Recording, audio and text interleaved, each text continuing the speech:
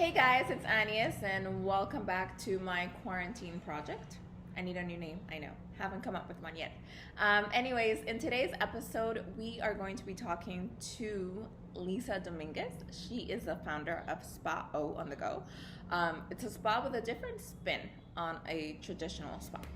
She's going to be telling us all about it, and she's going to be teaching us some techniques of things that we can do at home to recreate our own spa while things open up. So I'm so excited. So, hi, Lisa. How are you? Good. How are you? Great. Thank you.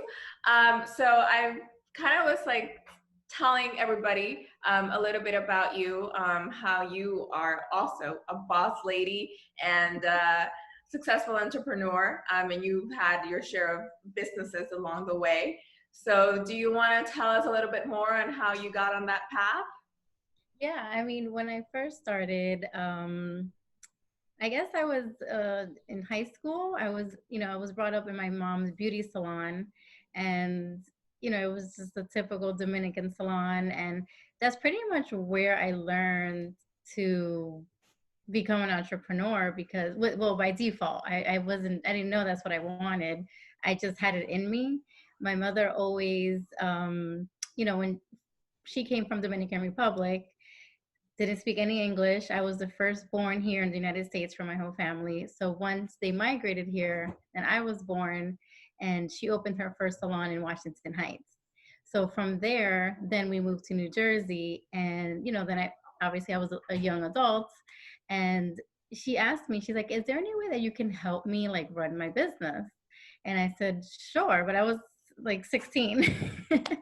And she's like, "'Cause you speak English, you speak Spanish." And I was like, anything I can do to help is not a problem. So I would go after school with my little sister on a bus to the salon.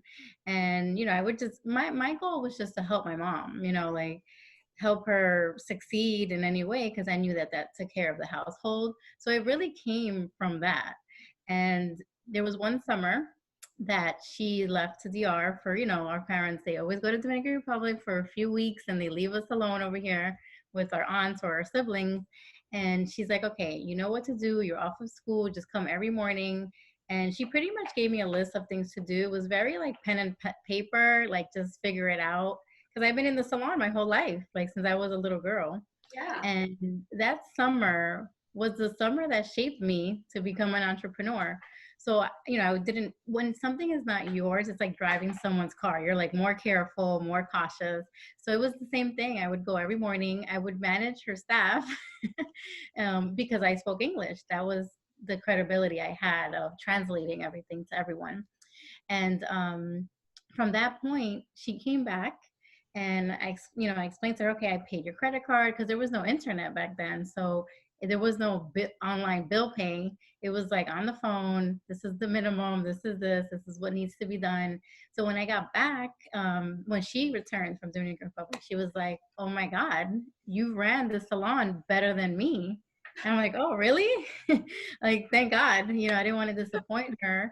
And, being raised by Dominican parents, it's all about those chores and doing everything to help the family. And the her salon was pretty much what it was. So that was the turning point. When she said that to me, I said, "Oh, okay. I didn't know I had that skill." It just came to me naturally.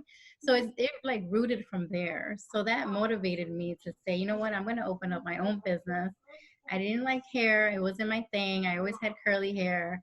And I said, maybe I'll open up a nail salon, because I felt like in the Asian community, they never treated us well. Like it was just like quick, quick, quick, go. And I'm like, "No, we're all about service, making people feel good."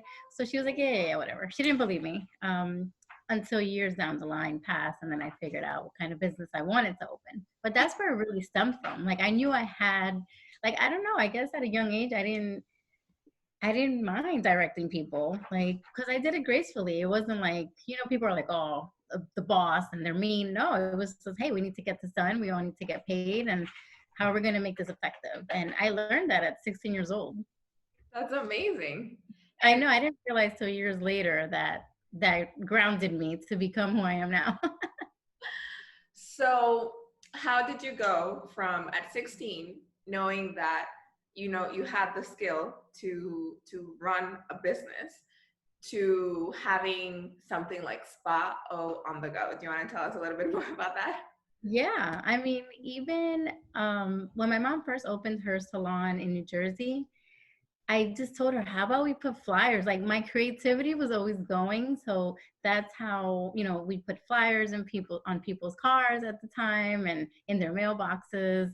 And I think from that, just creating like how else can my mom get her name out there is how I created Spot on the Go. Like, I mean, I once I figured out like, okay, what am I gonna do? What do I love to do? Um, I decided to go to massage school and skincare school because I felt like I was more into the natural beauty of the industry and the more wellness part of it for my own personal reasons. It was it's hand in hand. It's the same thing. It's just not hair versus the body and versus vice versa. And I just put all the same practices that I did there into mine. It's just now I had more of an advantage than my family because I studied here and I finished school. I finished my education, my high school here, and I just felt like, okay, how can I get creative from scratch? Like I don't know, I just never pictured myself. I thought I wanted to work in an office. I thought it was really nice. People dress nice, and at a young age, you think that's like the way to go. But I've tried it, and it was fun, and I learned a lot. But I don't know. I just felt like stuck. I felt like I don't know. This is boring. Like Yeah. people complain here all the time, and like. But that also molded me to know how it is to have workers and what they're thinking and how to keep them going where they're not like stuck somewhere to feel miserable, because that is what happens usually. But I mean, Spot on the Go just came from first, that came from necessity because I did own a previous spa before that for 7 years with a partner.